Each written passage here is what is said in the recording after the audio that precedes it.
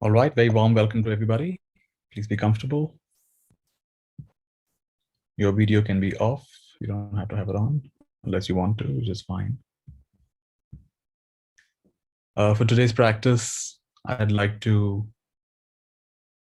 encourage you to sit up if possible. Normally, we can either sit up or lie down at this time. But if you're capable of, invite you to sit up for today's practice.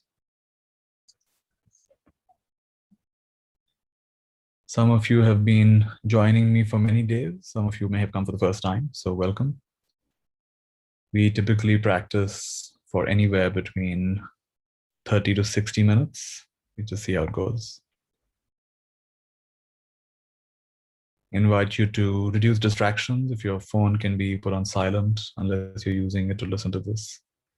If your room lights can be reduced, sit more in dark space, so you experience the inner light. Have an attitude of welcoming everything. This is not that kindergarten spirituality where we're only trying to feel good all the time. We're going to feel whatever we're feeling. So everything is welcome. All states are welcome. Grief is welcome. Confusion is welcome. Panic attacks are welcome. The whole thing, the whole bunch is welcome. And it's designed to move through you, because who you are is not a victim. Who you are is a space within which everything arises and resolves itself. And that's the point of the practice, not to get caught up in the content of our experience, as we normally are, perhaps. Ringing a little bell to get us started.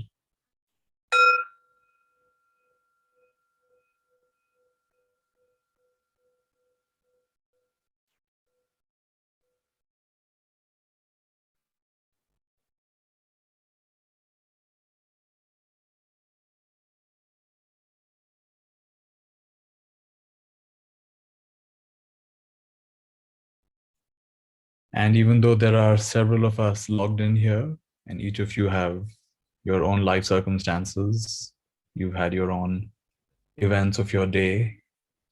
Of course, some of you are starting your day, but most of you, I think, are in India. So it's the end of the day. So even though there's a lot of diversity here, there's also a certain underlying unity. And so I would like to invite and intend that what is shared here speaks to both that unity as well as meets you in your diversity. So whatever's going on in your life, may this sound quite appropriate for exactly where you are. And may these practices meet you where you are. May they come to you like a soothing balm, something that's settling, clarifying, and indeed liberating.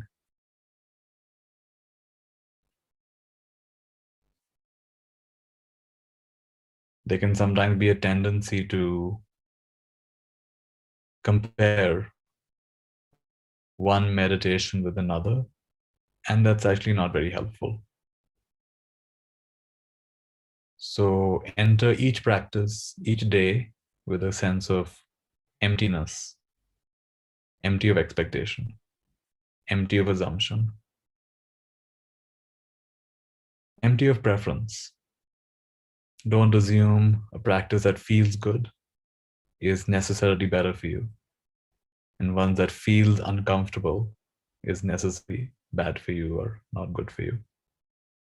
Don't assume that. In fact, assume nothing. Welcome everything. Giving you a minute now to further loosen, further relax.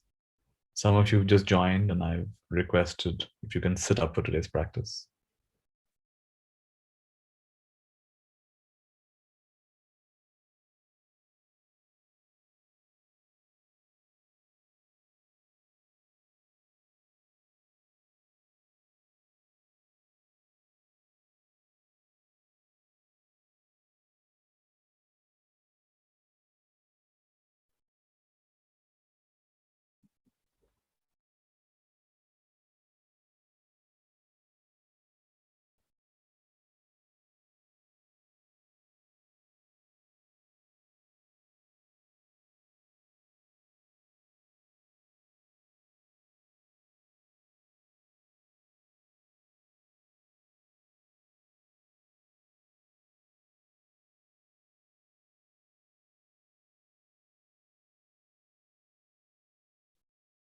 Something wants to get unlocked. Something in you wants to get unlocked. And in an inexplicable way, in a hard to describe or define way,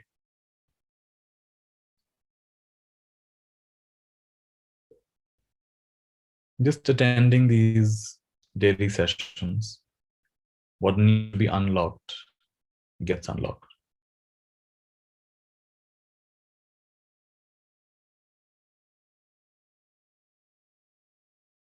Doesn't matter whether you attribute it to me or the teachings or the space or yourself. That's an assumption. There is something that needs to be unlocked, wants to be unlocked. Its time has come. And one way or the other, the keys will also come.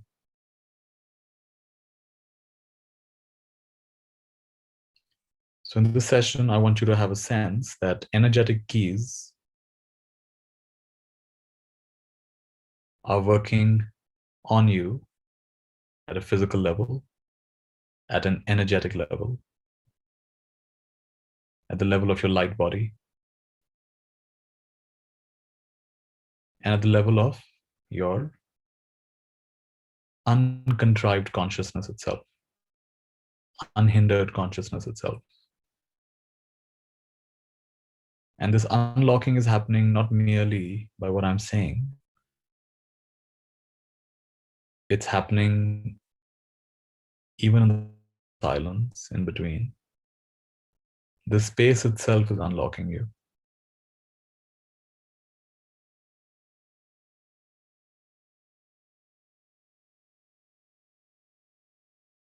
You might even feel it unlocking. If something feels expansive, settling, soothing, and sometimes even slightly scary, like you're on the threshold of something enormous, then that's evidence of unlocking.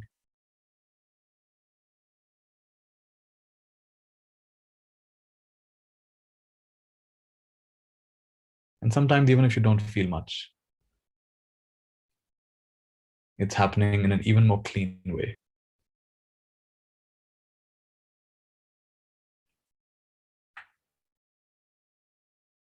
Unlocking you from who you think you are,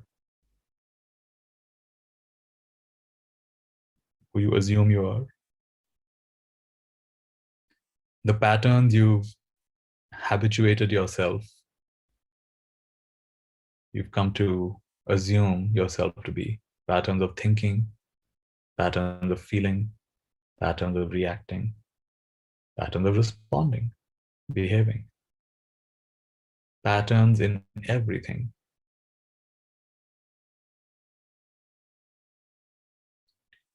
One of the fascinating features of mindful living is you start seeing patterns everywhere. When you see, there's patterns. When you hear, there's patterns. Smelling, tasting, touching. Instead of the usual habit of labeling things or having a commentary about things, patterns reveal themselves. And presence, which has no shape and no form, can align itself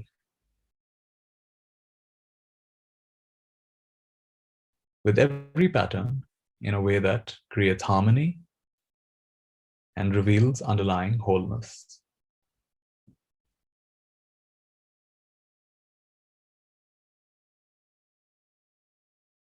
And this capacity is now getting deeply unlocked within every single one of you.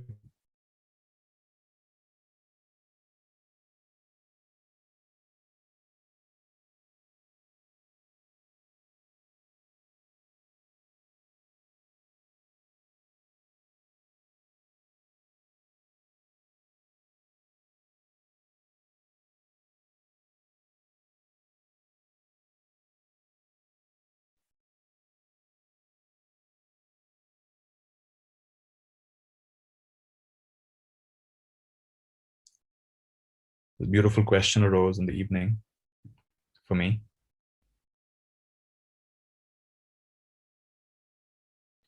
What evidence do I have that something's missing, that something's incomplete, that something's unfulfilled, that something's out of place? What evidence do I have?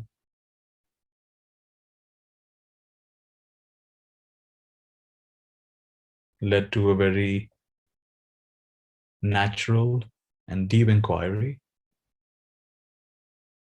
into the ways I think and believe. Something's out of place, something about me, something about the world shouldn't be like this. What evidence do I have? Is that evidence that reliable? Is it really entirely true? The purpose of this question is not to convince anyone of anything. It's to look in a direction we might not have looked before.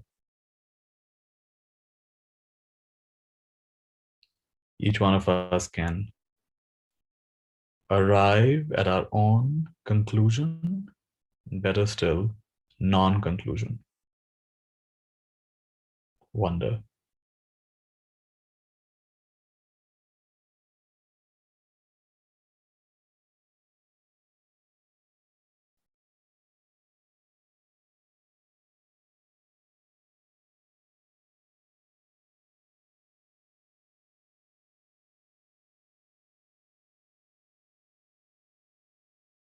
There's a great power in bringing into sharp focus the evidence we have of being incomplete, of being broken, unfulfilled, whatever word you want to use. Really examine that evidence. Like a judge or a jury would very carefully examine evidence. Can we trust this evidence? Is it reliable? Is it watertight? Is it irrefutable? It's important we examine the evidence comprehensively.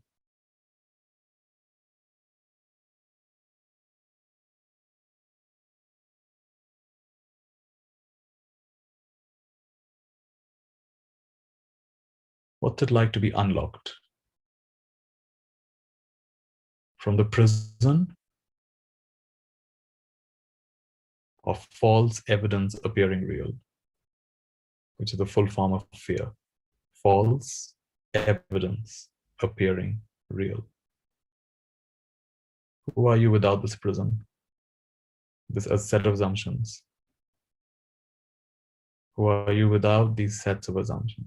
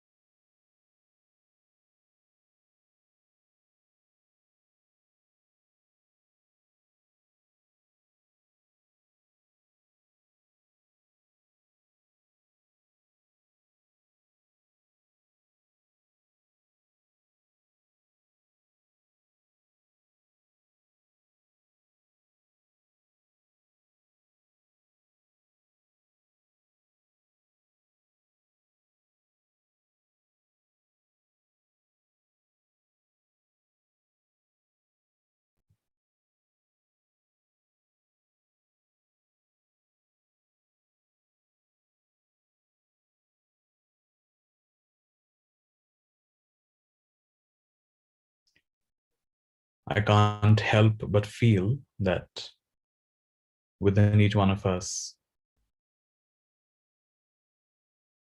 there is a giant that wants to awaken, a dragon that wants to awaken, a phoenix that wants to rise, a goddess that wants to break free,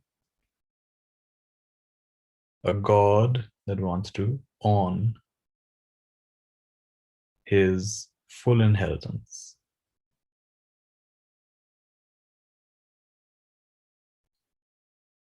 What's it like to unlock whatever's holding that back?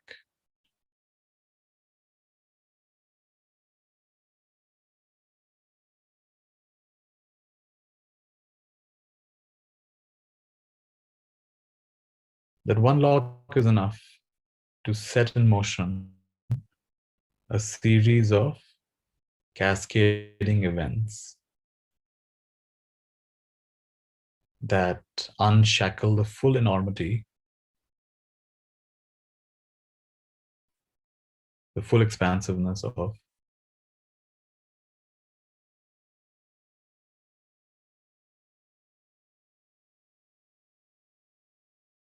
our spirit.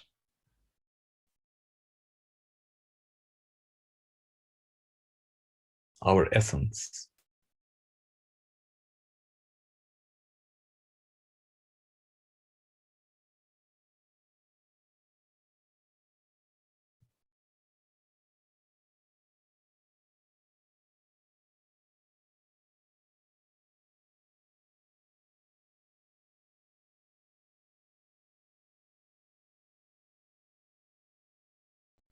One key, 10 keys, 100 keys, 1,000 keys, 10,000 keys, 100,000, a million keys. What's it like to imagine a million keys moving towards you and into you and beginning to unlock all kinds of things?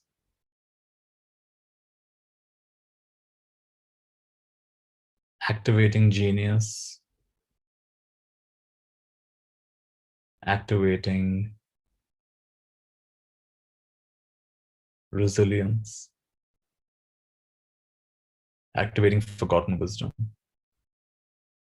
activating staying power, and a million other capacities.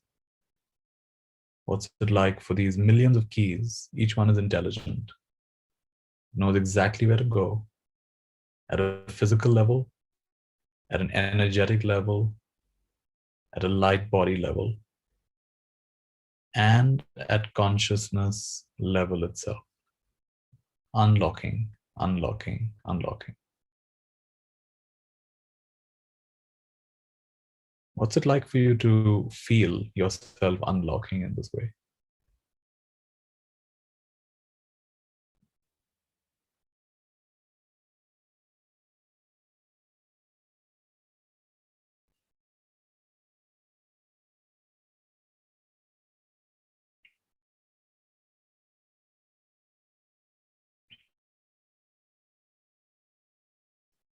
Every unlock not only does it release energy, potential, clarity, strength, and love, every unlock releases more keys, which unlock the next layer of hidden potential, hidden capacity, hidden strength, hidden power, hidden love. So millions upon millions of keys simultaneously unlocking in, in every part of your being. What does that feel like?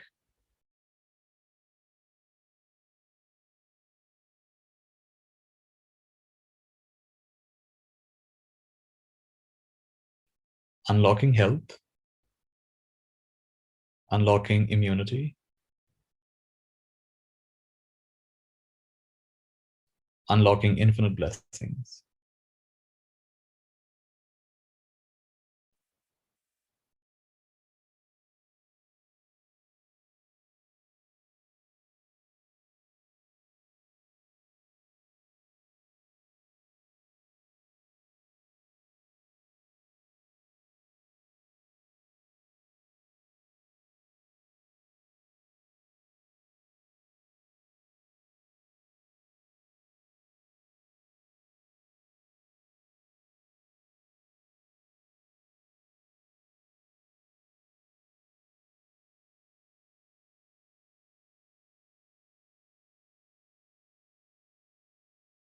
Your surface mind might sometimes feel tired or confused, overwhelmed, sad. In this moment, I want you to get in touch with your deepest mind,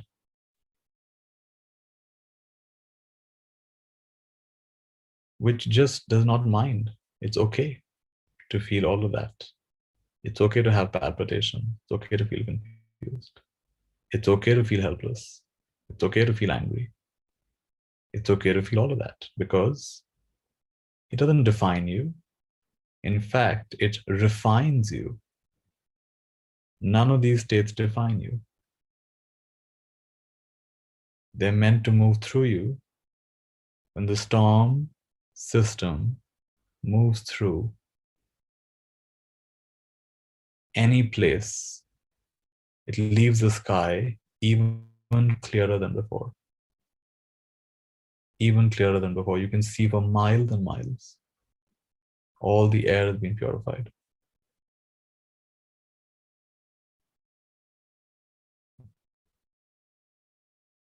So this is not here to define you, it's here to refine you.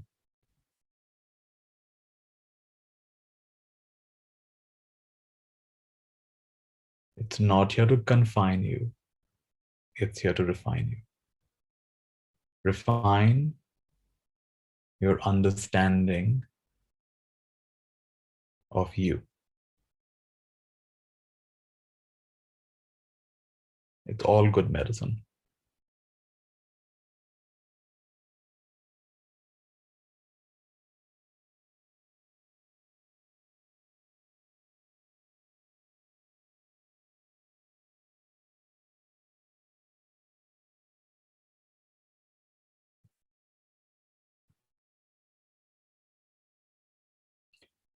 Four stages of our development.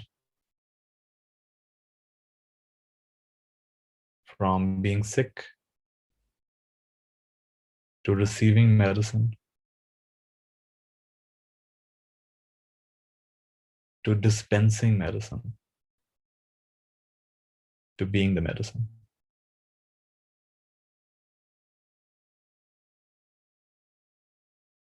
Sick is identified with the mind and the tumultuous emotions.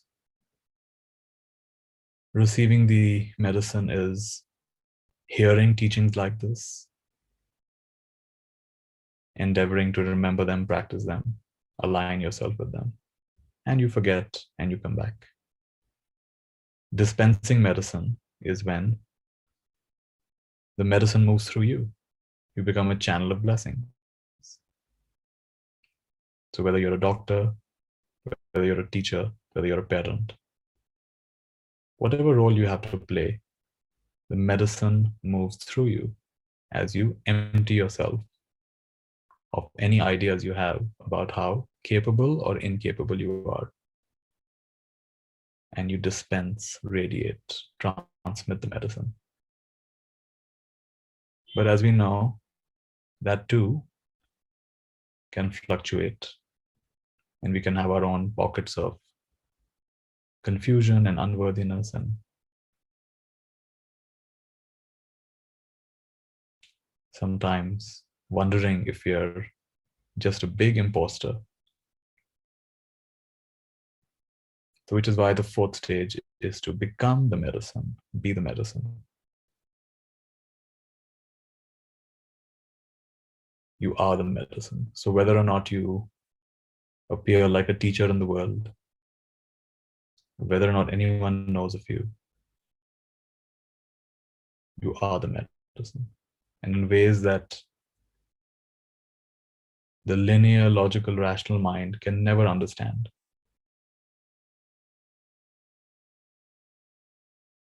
You become a complete support for everyone and everything. Finally, something reliable. Finally, something dependable. Not your personhood, but the essence of who you are. Entirely reliable, entirely dependable. Unshakable, beautiful word in Tibetan Buddhism. Vajra. Vajra is like thunderbolt, lightning, like a diamond. Vajradhatu cuts through all ignorance instantaneously, lights up the entire night sky instantaneously. Vajrayana, the path of the thunderbolt.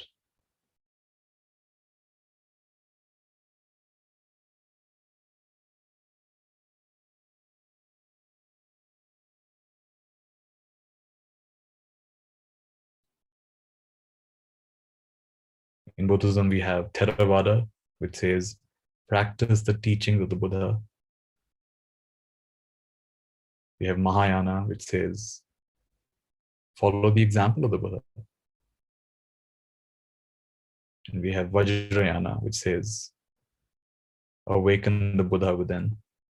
And in everyone and everything, right this moment, don't delay. It's too late to practice. Practice itself becomes the hindrance. Reinforcing of the illusion.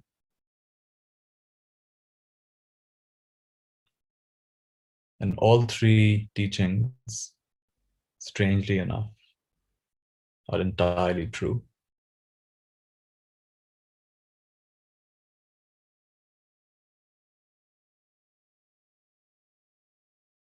Part of one tree, roots, shoots, and flowers.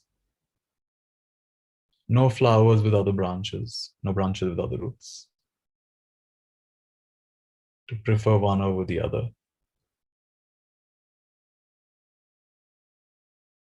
would be a mistake.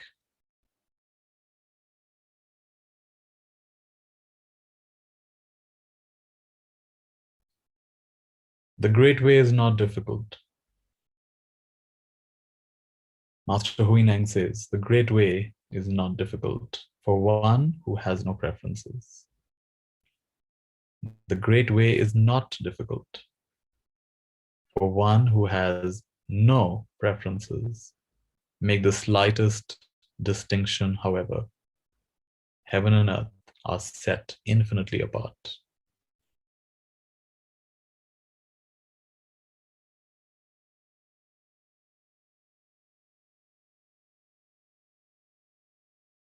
Jiddu Krishnamurti was asked, what's your secret? And he answered very simply, I don't mind what happens. He didn't say, I don't care what happens. He said, I don't mind what happens. Never mind. No preferences.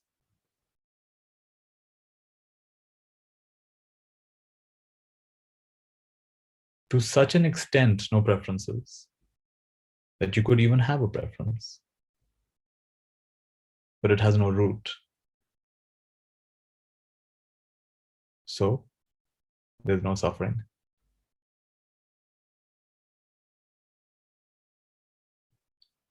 I don't mind what happens.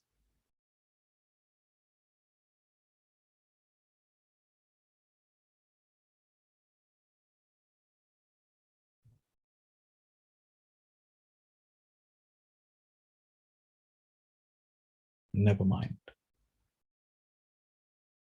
Conscious mind thinks, subconscious mind feels, superconscious mind knows. The reason we practice is to go from conscious mind to subconscious mind to superconscious mind to never mind. Never mind.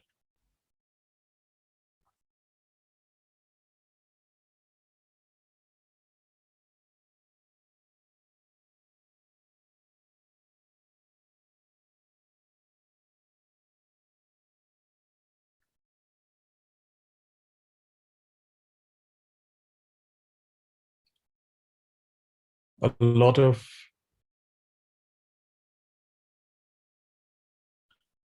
unlocking has been happening. It'll continue to happen,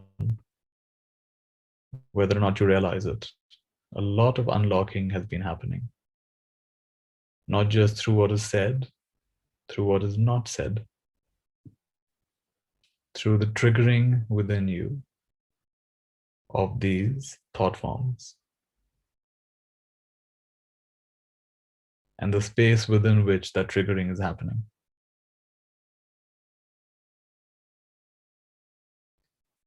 And now allow all of this to integrate. Allow all of this to rearrange itself, reset itself in a way that's most harmonious, appropriate, and aligned for you at this time. And it happens by itself, as you can suspect. It happens by your not doing anything about it.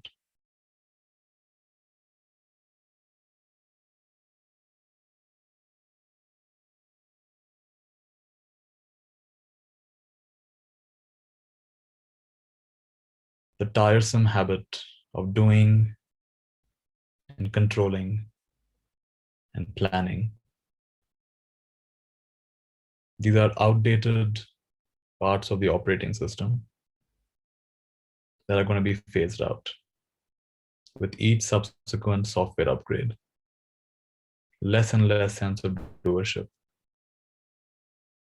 less and less need for control, less and less attachment to plans, full catastrophe living.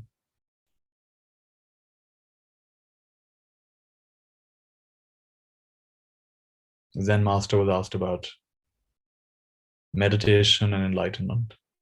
And he had a very fascinating answer. He said, enlightenment is an accident. Meditation makes you accident prone. And that's what we're doing here in these sessions. Every day, we are making ourselves increasingly accident prone. And there will be a collision with the infinite. It's inevitable. When you're driving so late at night and you're intoxicated with this knowing, it's a matter of time before there's a collision with the infinite.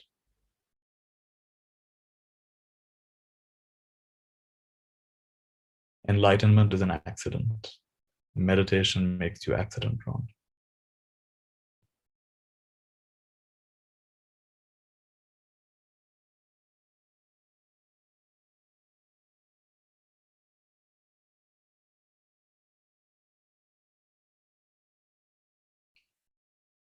Deepen the silence.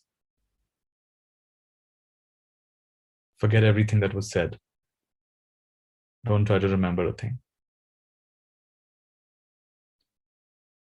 Don't try. Just be.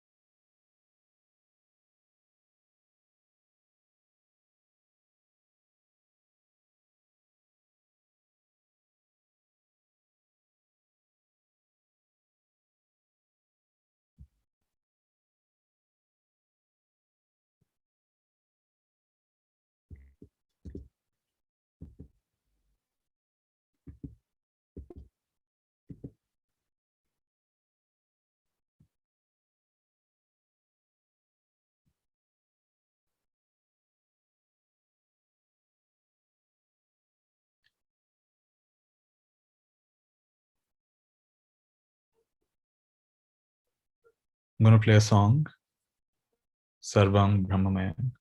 Just listen to this.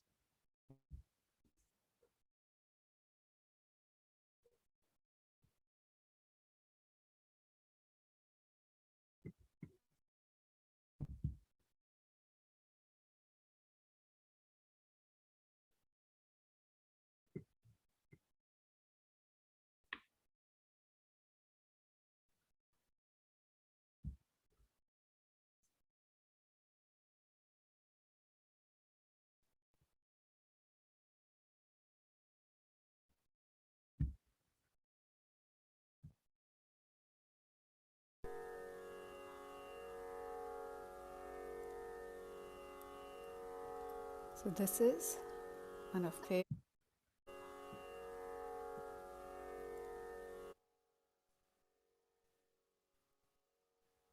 So this is Just a second.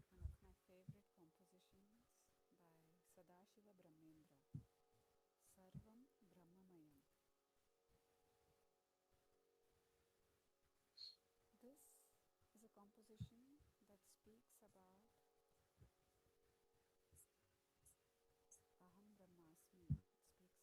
This is a composition that speaks about Aham Brahmasmi. It speaks about that everything is God. Everything is filled with God.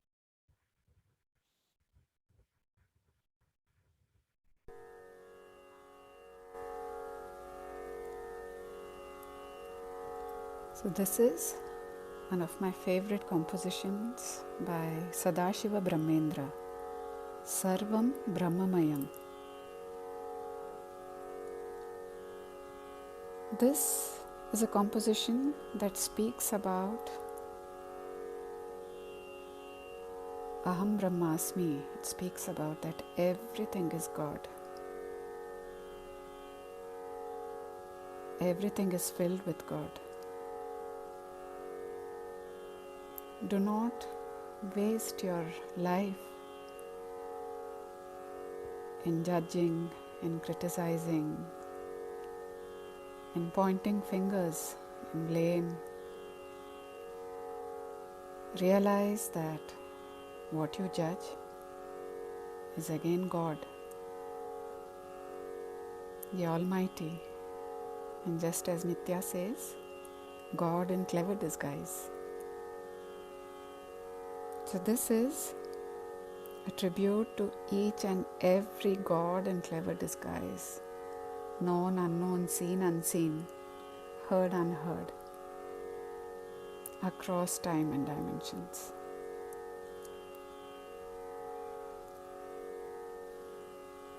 Sarvam Brahmamayam. Sarvam Brahmamayam. Re Re. Sarvam Brahmamayam. Kim Vachaniyam. Kim Avachaniyam. Kim Vachaniyam. Kim Avachaniyam. Kim Rachaniyam. Kim Arachaniyam. Kim Rachaniyam. Kim Arachaniyam. All that is spoken, all that is not spoken, all that is written, all that is not written. Sarvam Brahmamayam. Sarvam Brahmamayam.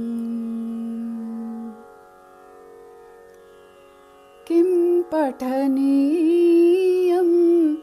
Kim Pathaniyam.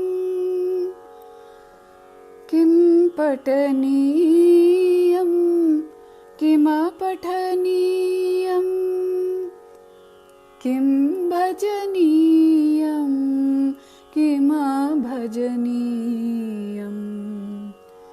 Kim bhajaniyam, kim bhajaniyam.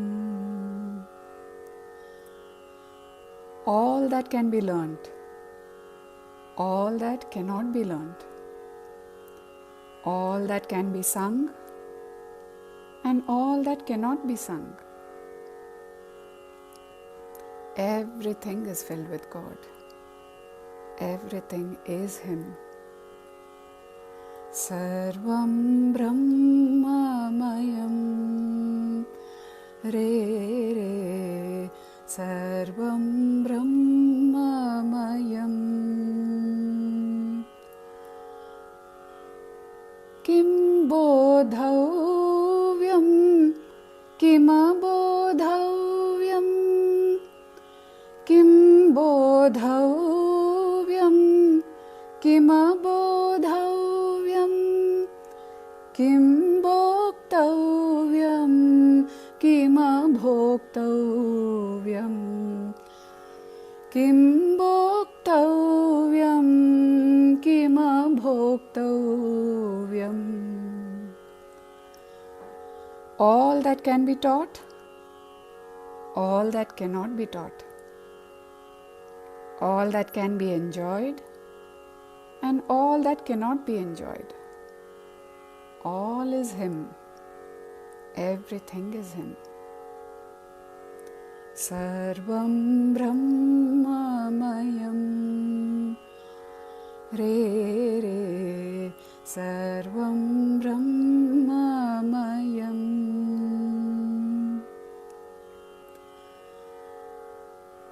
Sarvatra sada Hamsa dhyanam. Sarvatra sada Hamsa dhyanam.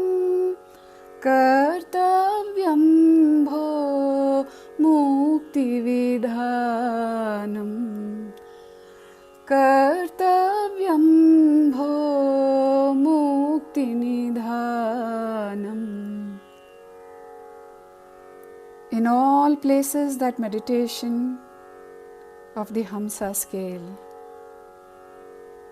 that is the only thing that leads you to salvation.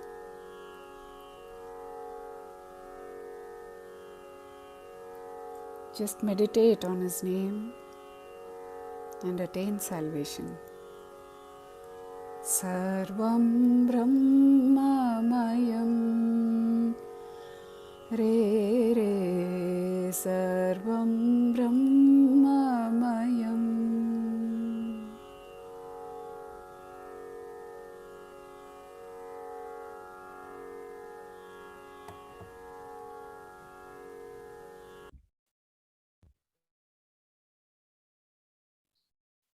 So that's a beautiful chant, Sarvam Brahmamayang.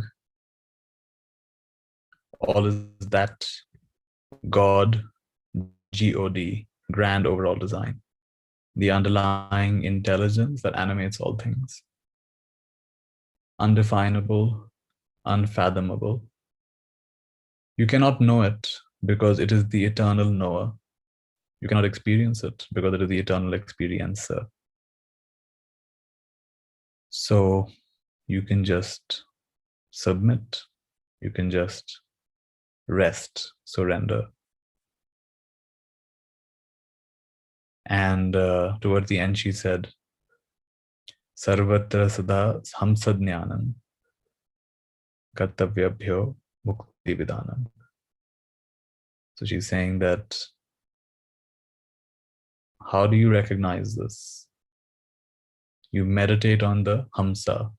Hamsa is the other way of saying Soham. The natural sound of your breath is So on the in-breath and Hum on the out-breath. If you were to listen to your breath, it makes a similar sound to this. So Hum, which means I am that. I am that. And Hamsa, which is the other way of saying Soham, is the swan that flies over the clutter of the world. So every time you recognize that with every breath, this is the joke of this world, that the secret to everything is given in plain sight. It's right here. But we'll go looking for it endlessly everywhere because we'll not value what we have. So with every breath, you are being told, so hum, I am that. I am that. I don't have to become that. I don't have to deserve that. I don't have to attain that. I don't even have to realize that. I am that. So hum, so hum, so hum.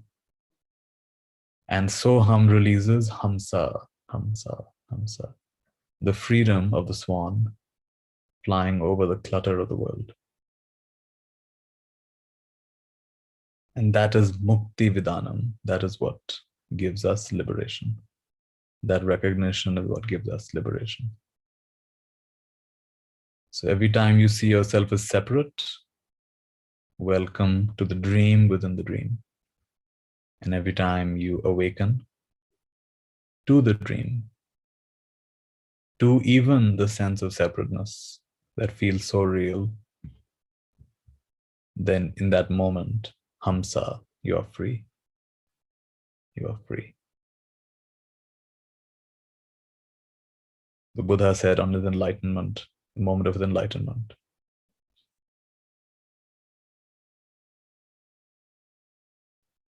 he said that he has seen the house builder. Anek jati sangsarang sandhavesan anekbitan. Gahakaraka dithosi punageham nakahasi. I have seen you, house builder. I have seen you. You cannot build any more houses for me. And by houses, he means you cannot build another body for me. How do you build bodies?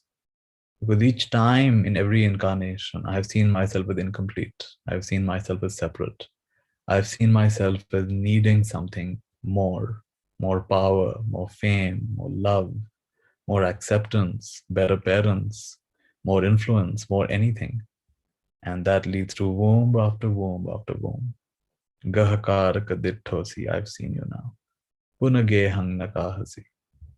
I have destroyed your rafters. All your building materials have been destroyed. What are the building materials? This reaching out, this pulling back, this confusion, wanting, not wanting, not knowing.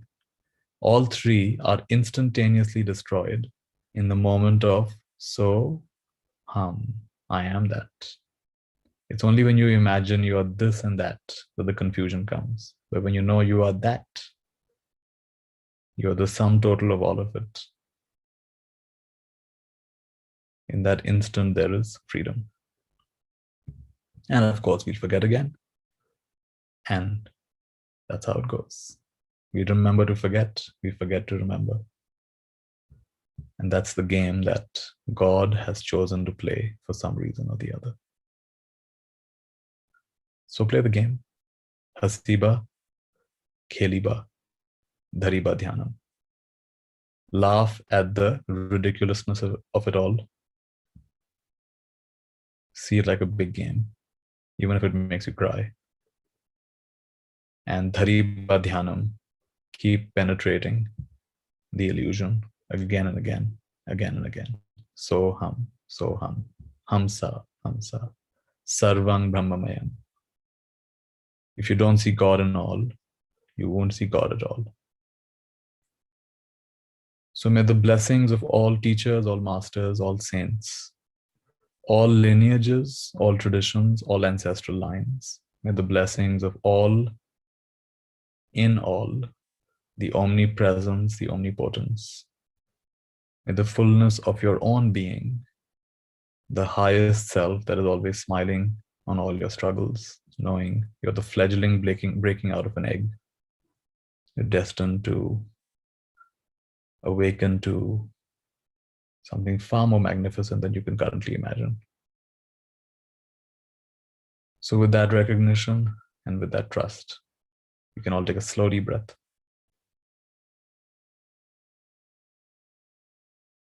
Gently put your hands on your heart, thanking yourself for late at night joining this session.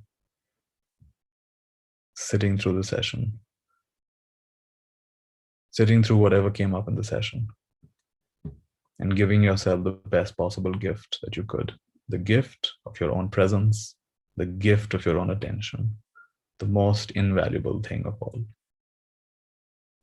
And so it is. And so it is. And so it is. If you know how to make a mayurma, make a nice big mayurma, take your hands up, draw a big heart in the air, multiply it by infinity 3 times.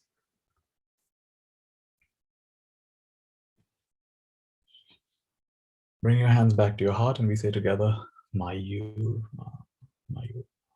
Beautiful. All right, everyone, take rest. Be well. Goodbye.